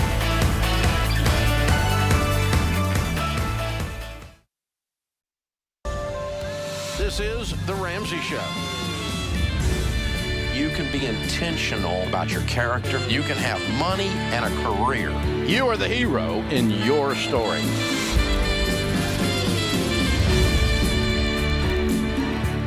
Live from the headquarters of Ramsey Solutions, broadcasting from the Dollar Car Rental Studios, it's The Ramsey Show, where debt is dumb, cash is king, and the paid-off home mortgage has taken the place of the BMW as the status symbol of choice. I'm Dave Ramsey. This is The Ramsey Show. Ken Coleman, Ramsey personality, host of The Ken Coleman Show, which is a show all about your career, your jobs, and doing the work that you love, is my co-host today. So we'll take calls about your money, your life, your job, your careers. We're here. The phone number is 888-825-5225. So guys, over the last 13 or 14 months, even pre-pandemic, we have been planning the largest tech project that this company has ever worked on. And we want to make sure that we can be there to help you guys, to serve you guys with the website, with technology, platforms, and so forth. And we're always looking at ways to do that. And why we do this is we take all our possible resources, we point them at making you guys get better. It's what we do every day. We want to help people. And like I said, over the past 14 months, our team has been really working hard. And I'm telling you, hundreds of people with thousands of man hours, tens of thousands of man hours, have been working on this to make it easier for you guys to find great content, tools to help you, products to help you, services to help you, help you get connected to other people in the financial world that can serve you and take you, make sure you get the best possible deal on things, improve every aspect of your life. And it launched today. We've done the conversion from DaveRamsey.com to RamseySolutions.com. And again, that involved tens of thousands of man hours. There was over 10,000 links that had to be done. There was 2,000 blogs that had to be reset. There were hundreds and hundreds and hundreds of pages that had to be reworked and set to make this, when we flipped the switch last night to RamseySolutions.com. It's slick. It is working. They did an incredible job. All of their hard work and planning made the transition on this massive website. I mean, it's freaking massive. I'm so proud of our tech team. Yeah. They were heads down. Man, they were hustling and grinding. It was really fun. After our time together as a team on Monday morning, our staff meeting was like, hey, training room's going to be full. This tech team's coming together. It was fun to see the pictures circulating, these smart men and women I don't even belong in the same room with. They're so smart, but them all coming together and working hard, because you're right, it's a massive undertaking, and it's fun to see all of that. It truly is extraordinary how much work was done to change a site like that. So now it's a one-stop shop. You can find everything you need to know. Ken Coleman, Rachel Cruz. Yeah, tell people why we did that. Anthony O'Neill, Christy Wright, Dr. John Deloney, Dave Ramsey. We're all there. Everything about Ramsey Plus. Right there. Everything about all the ELPs. Yeah. And no wild goose chase. Very, very easy to navigate. Lots of detailed study went into the design, the platform, the relook, the reskin, the graphics team, the creatives team on the thing are just the digital creatives were just amazing. And I got to tell you, we're really proud of our tech team. Absolutely. And it's about half of our company almost between digital and creative. I mean, it's hundreds and hundreds of people here at all levels of expertise, from entry level to extreme senior programmers. And so go check it out. Check it out for us. Go to RamseySolutions.com. Surf around a little bit. No salesman will call. Nobody will bother you. We're not going to force you to do anything. But go see how much easier it is to find what you need to go win with money, to do what it takes for you to do what you're supposed to do. So you're going to hear us from this day forward referring to RamseySolutions.com and not DaveRamsey.com, because it's a whole lot bigger deal around here than just Dave Ramsey these days. Thank goodness. That was a fairly limiting factor. Well, it's everything you've come to expect from DaveRamsey.com, but so much more, as Dave just said. So, it's the same stuff you've always wanted, needed, and it's just better, more of it, and easier to navigate. It is a gorgeous site. On top of just functional, great-looking site, super easy to navigate. So spread the word. RamseySolutions.com. Robert is in Baton Rouge. Hey, Robert, welcome to the Ramsey Show. How can we help? Hello, gentlemen. Thank you for having me on. Sure. What's up? My wife and I are 2010 FPU graduates. We're living the dream. Thank you, by the way. Awesome. I am currently suffering from a severe case of powder butt syndrome. My mother is 73. She's on a fixed income, and she's in a losing battle with math. I've given her your book. I've told her the baby steps, and I am failing miserably. I was actually on your website. I like it. I like it a lot. I was looking at Ramsey Plus, and I just want to know, if I put her in front of that and click go, can it help her? That's my question. Well, it can help anyone who wants help. Mm-hmm. So my question is, does she want help, or do you want her to have help? Well, I mean, she's giving me signs that they're, to me, a cry for help. They've always been. We lost my father in 2019. They've always been very close with their. Thank you. They've always been very close about their financial situation, but she's approached me in tears. She's made some very poor financial decisions. So and it seems is a lot of her hesitation just shame? Possibly. Yeah. Very, very possibly. She It was for me when I did stupid stuff, by the way. My biggest thing was I just felt stupid. I felt ashamed. And I didn't want to tell anybody how stupid I was. I just wish she had gotten some advice before doing the... Yeah, but she's there now, and she just feels bad. Right. Yeah. And your dad's gone. You know. And so, I mean, she's not even got anybody left to blame it on. She got to blame it on herself now. She's stuck. Yeah, we can help her.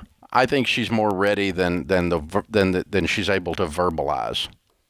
And we'll give it to her. We always take care of widows. We're Christians. And so, she's got Ramsey Plus for a year on us. Thank you, Dave. And that'll put her into Financial Peace University. Does she use a smartphone? She has a smartphone, and I actually bought her a computer. Does she use a smartphone? Yes, sir. Okay. So, you help her download the Every Dollar app, and let's get the budget system going on the online. There's lots of 73-year-olds doing this stuff, and it'll give her a sense of peace to the extent she has a sense of control. I don't hear this woman being obstinate. I hear her being scared and ashamed. And I think that you've acknowledged that it's a cry for help. Acknowledge it with her and say, Mom, I'm going to walk through this with you. It's still scary. Talk about the times that you did some stupid stuff, Robert. Yeah. So she doesn't feel alone in it. And hold on, Kelly will pick up. We'll get her signed up as our gift.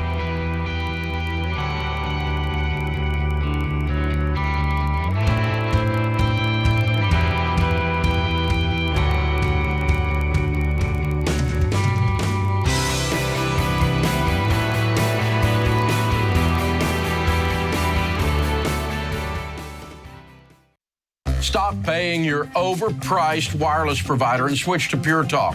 They use the same network as the larger providers for much less. For just $30 a month, get unlimited talk, text, and 6 gigs of data with no contract.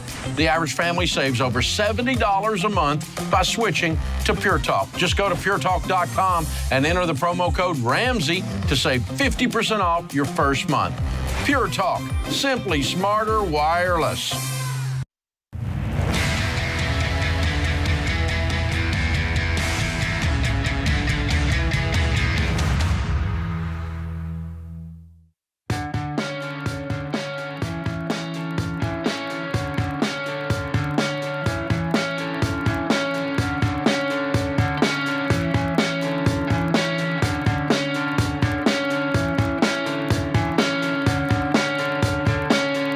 Ken Coleman, Ramsey Personality, is my co-host today. Open phones here at 888-825-5225 as we talk about your careers, your jobs, your money, and your life. Shane is with us in Cincinnati. Hi, Shane. How are you?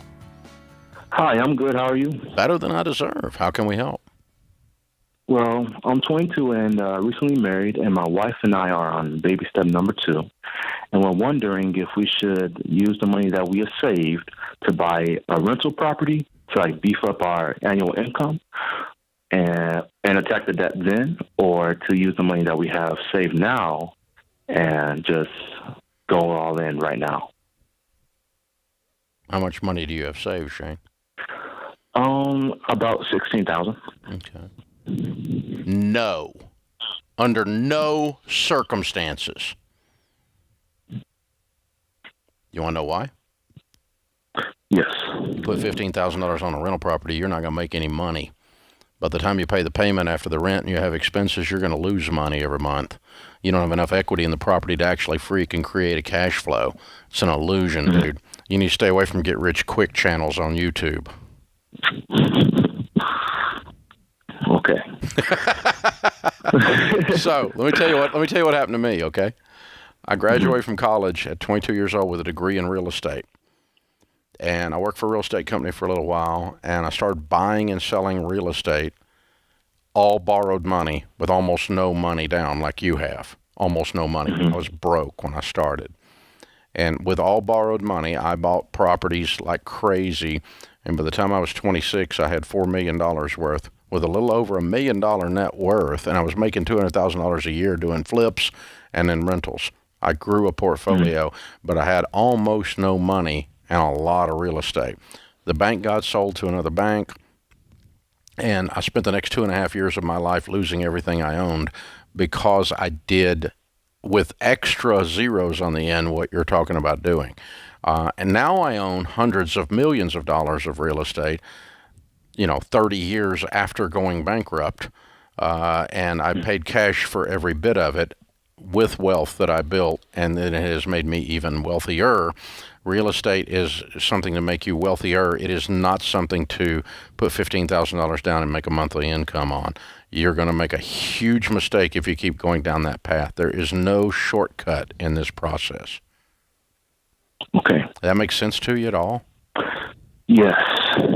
Yes. Yeah. And let me tell you something else. You said you're married? Yes. Your wife thought this was a dumb idea, didn't she? Actually, she's the one that thought of it. Oh! Hello. Okay, I'm sorry. I threw her under the bus. All right. I'm a little shocked. Okay. Well, here's the thing. Here's what happens in our culture. And it happened to me. And the way we grow up, and see if this sounds right to you, if you grow up without money, which I grew up without money, and I'm kind of thinking you did, Shane, okay? Okay. We're looking at these people with money, and they all seem to have real estate. And so we think then the connection that we make in our brains, because we don't know any better, because we didn't grow up around wealth, is that real estate is what made them wealthy. And actually, the data that we have on millionaires says that very few people become millionaires with real estate. Now, here's what they do. They do buy a lot of real estate as they become wealthy, and it makes them wealthier. But very few people start from broke, doing real estate deals, become wealthy, and retain the wealth, because they usually have so much debt that there's actually no cash flow, lots of risk, and one little hiccup, one little COVID gets loose, and and you get all kinds of problems, and you'll end up in a worse situation. And so there's quite a movement happening among people your age, Shane, that says real estate is the way to get rich. Starting your own business is the way to get rich. When in reality, you can start your own business if you want. You spend a few dollars and make a bunch of dollars if you want, with a lot of hustle. But real estate, usually you should buy later on in your wealth building process, and it accelerates the wealth you've already built. But very, very few people statistically become wealthy from nothing, starting with and only using real estate to do it. Does that make sense, Ken? It makes total sense. Shane, here's the deal. Young married couple, I would be working a lot of more extra hours. You want more income? Get a better job or work another job. And that increased income gets you through baby step 2 faster. You move into baby step 3. And now all of a sudden you get to a point, if you walk the baby steps out, you guys could be there, and you could be saving up money, then buy your first house. You easily cash. could have your house paid for and buy your first rental by the time you're 30 in cash, if you just start walking these baby steps and working your way out. Hold on, I'm going to send you a copy of the book, The Total Money Makeover, and show you what we're talking about. You read it, and then you decide for yourself. Chris is in New York City. Hi, Chris. How can Ken and I help? Hi, Dave. Thanks for taking my call. Always appreciate it. I've been a long-time watcher of yours. Thank you. I've been watching you since I've been about 17, 18. But my question is, how do I set myself up for a better future? Currently, I'm a college dropout. I work part-time jobs. I make under $30,000 a year. And coming up soon, I have to help out with rent because my family's finances aren't really the best. I'm basically the only breadwinner. How old are you? And I'm 20. Okay. And you're the only breadwinner. Like, you live with your mom and dad, you're going to be supporting them, and you're 20? I live with my mom and my grandmother. My mom is currently on disability. She hasn't worked for the past couple of years, and I'm the only one that works.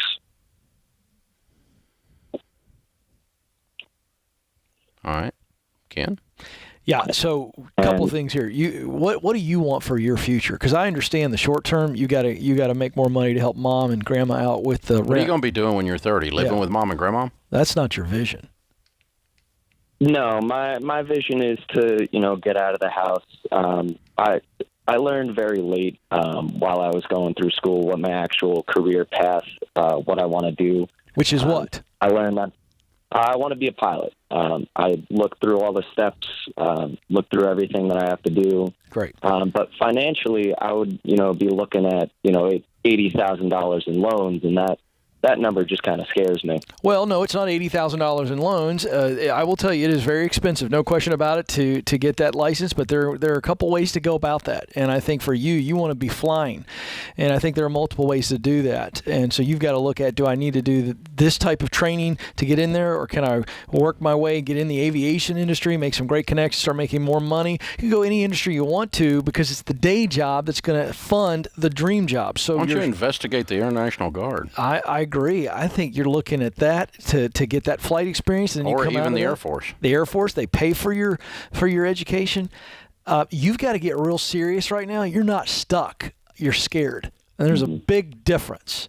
And let me tell you what people get scared of: the lack of a plan. You don't know the details. You need to look at Air National Guard, the Air Force. You need to look at multiple ways that you could eventually get that pilot's license and do what you want to do. The more information you have now, the less scary it is. And so you're absent of knowledge. You're not stuck. But then I will tell you, as a young man right now, you better get after it. You can be doing more. You can be making more money to help out mom and grandma. And I'd be encouraging mom to be doing something from home too, even in a disability situation. Yeah, I would sit down with a recruiter for the Air National Guard, and I would sit down with a recruiter for the Air Force and learn about what your options are, what they will pay for, what kind of sign-up bonuses and processes that they have. That will get you out of the house, and that will turn you into a pilot if you're qualified. And Air Force pilots, they walk into commercial air, it's not unusual at all. No. Into a career in flying. And so, and for that matter, chartered air and other miscellaneous jets that you have the opportunity to fly. So I would investigate that, and at 20 years old, it might be the answer to a whole lot of structure and a whole lot of things that would be great for you. This is The Ramsey Show.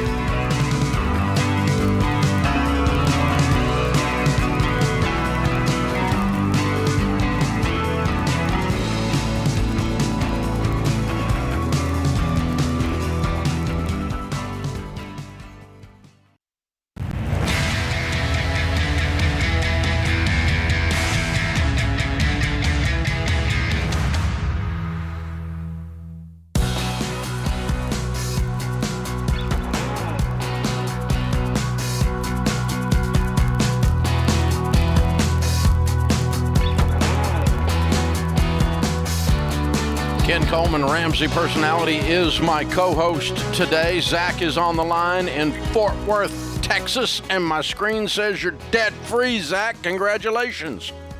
Thank you so much. Well done, well done. How much have you paid off? $38,670 in 21 months. Phenomenal. And your range of income during that time? $55,000 to $65,000. Cool. What do you do for a living? I am a teacher and coach. Oh, wow. Well, thank you. We're doing our teacher appreciation giveaway right now at RamseySolutions.com. So you need to sign up for that, man. We're going to give away $5,000 to say thank you to some teacher. So it's well done, man. Great. So what kind of debt was the $39,000? It was all student loans. Okay, cool. How old are you? I am actually turned 26 today. Today's my birthday. Okay, cool. So you got out of school, and 21 months ago something happened and lit you up to knock this out fast. What happened, Coach? Well, I had just graduated, and my parents paid for me to go to FPU, and me and one of my best friends from high school, who's one of my groomsmen in my wedding that I have in 18 days as well, we went through the class together, and I had just gotten my first paycheck with a comma in it and was excited. And so I had all this money that I had never made before, and I needed a plan. I'd always been a saver. My dad taught me from a young age to save 10% of everything that I ever made, and that's exactly what I had done. And They gave me a game plan, and I'm greatly appreciative of you and your course and how it helped me get myself out of debt, and it has really set me up for my future with my future wife. I'm really excited about it. Very cool. Well, congratulations, man. Debt-free and getting married in 18 days. Life's pretty good. Sir. So where's the fiance on all this subject? Well, the fiance is actually, she became debt-free about a year ago. Wow. And so we are getting married. I'm 26. She just turned 25 and getting married, and neither one of us have any debt. We're already through baby step 3 with our 6-month emergency fund, and we have a pretty good sized down payment on a house for when we get one. Wow. Well done, man. Touchdown. I love it, baby. That's awesome. Very, very cool. So, mom and dad give you the course when you come out of college and go, okay, now get this student loan cleaned up. How was it you didn't? Sir. I mean, a lot of people might have bowed up and said, I'll do whatever I want to do. Why did you believe that you should do that? Well, I always believed that I could do things that nobody else could, and I knew so many people who were paying off student loans 10, 15, 20 years down the road, and I did not want to do that.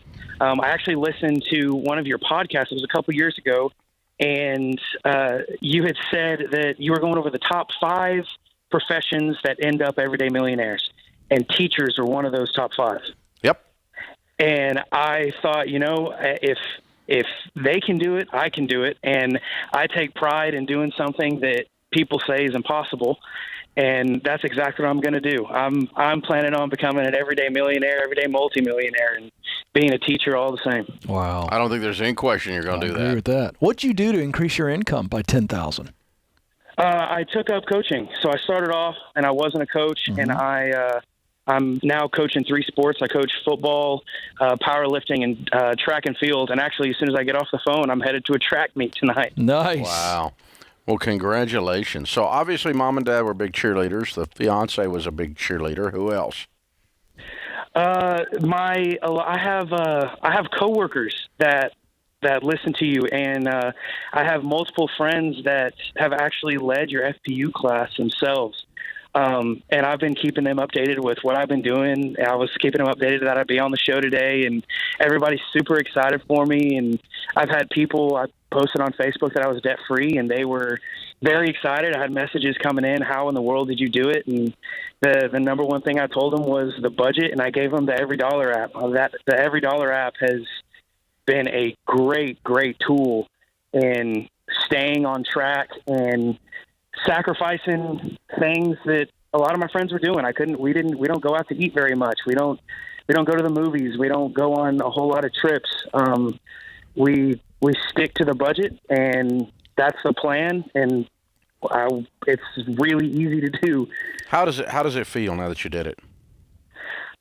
It feels like a huge weight off my shoulders. I can look forward to the future.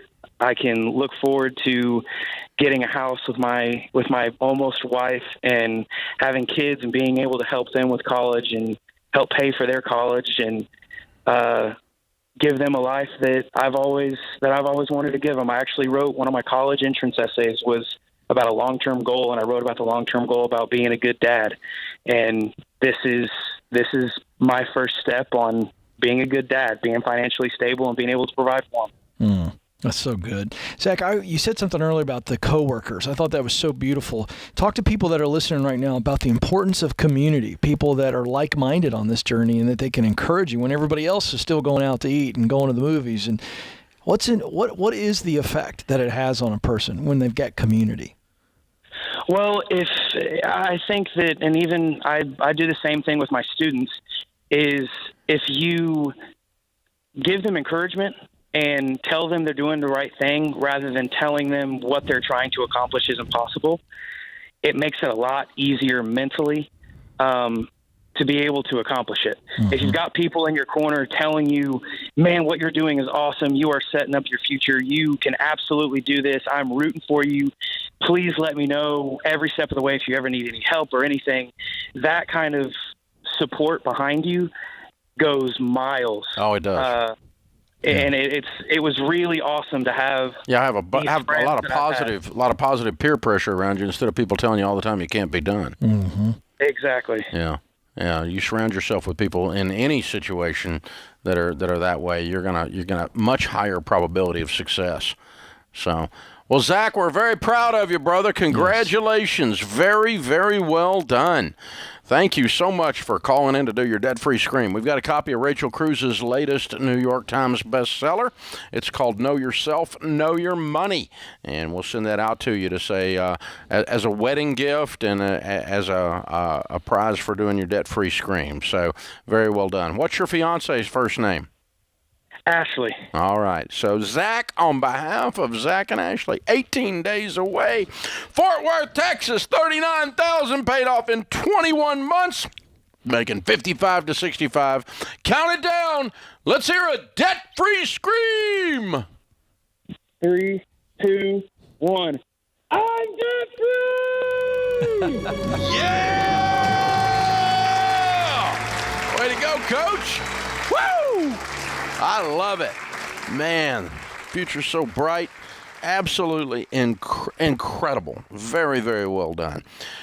Misty is on Facebook, and she says, I'm 42 years old, and I work as a respiratory therapist. I really want to go back to nursing school for better advancement. Do you think I'm too old? No, for heaven's sakes, you're not too old. You're 42 years young.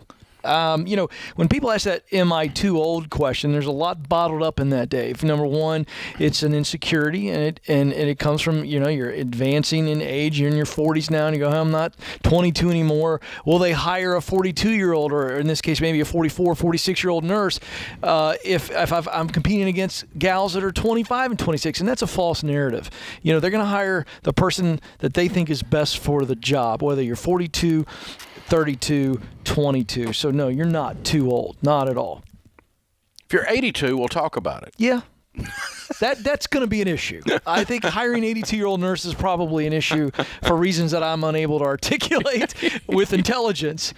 But I mean, seriously. Not 42. Yeah, no. You're able-bodied, and you'll bring a lot of maturity and wisdom to the job that the youngsters might not. You're fine. Freaking 42 is not old. I'm 60 and I'm not old, so shut up. Seriously. There you go. My gosh. This is The Ramsey Show.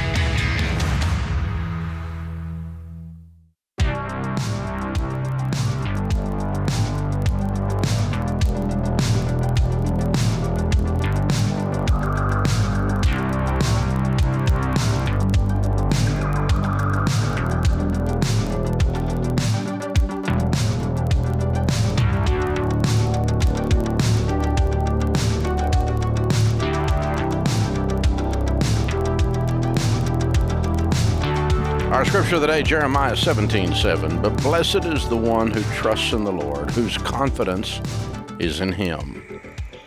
Jerry Rice said, today I do what others won't so that tomorrow I can accomplish what others don't. Chris is in Orlando.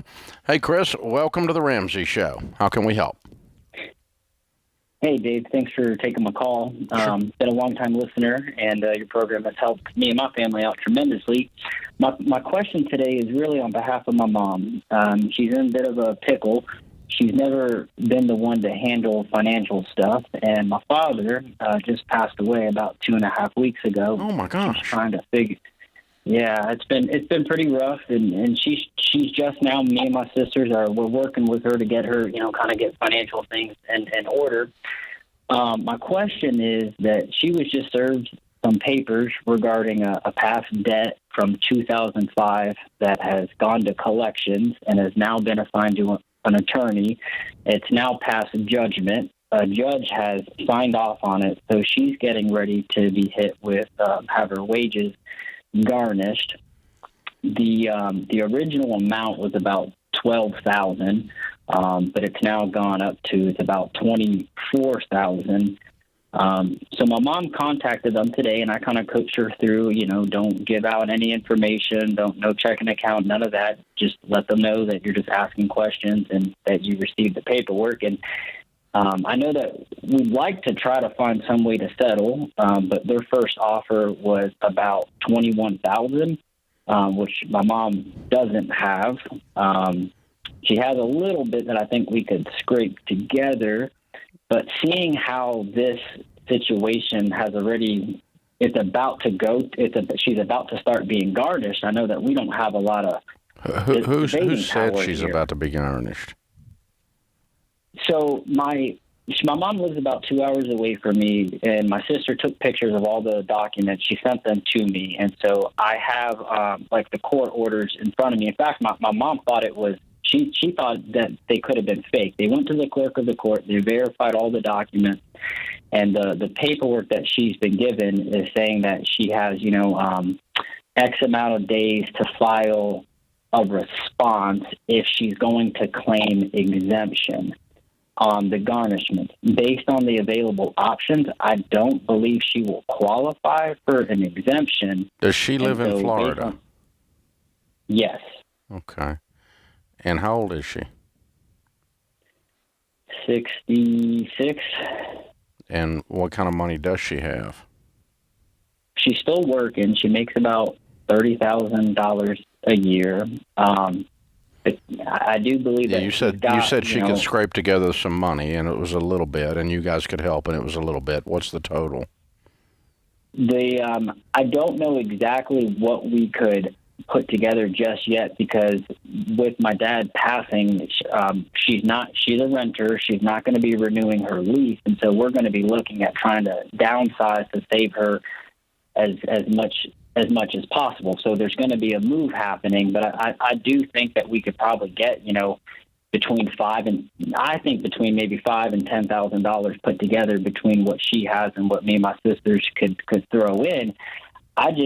I'm going to go down and spend some time with her next week. I just didn't know if you had any advice in terms of if this does go to garnishment, which it looks like the judge has signed off on it. It's been verified by the clerk of the court. Yeah. Unless she files an exemption, she's going to be garnished. So we don't have a lot of, we don't have a dog in the what does she, just saying, what does she do? What's her job? She works for a hospital on the front end staff. She's a receptionist. She helps out in the child care. Mm-hmm. She's been with them for years. And okay, so here's what I want you to try first, and you'll need to jump online and pull a form or just make up one giving you permission to discuss her account. And have her sign it, and your name and her social security number and everything on it, that you can fax to this attorney. And then you get on the phone with this attorney, and here's how it sounds, all right? You need to remember this attorney is not this is not Matlock. This is not some real big attorney. This is a collections attorney, and your mother's account is one of 10,000 accounts that they're working right now. She's a widget in a factory. There's no emotion. There's no big drama. There's no big anything going on here, okay? And so they just want some money. That's all they want, and they have no soul at all when you're talking to them, all right? And here's what you're going to say. My mom is 66. My dad passed away 2.5 weeks ago. She makes only $30,000 a year. So let me tell you what you folks are going to get. Zero.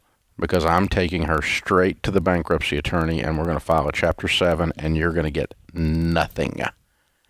Or we're going to come to terms with a deeply discounted settlement on the phone today.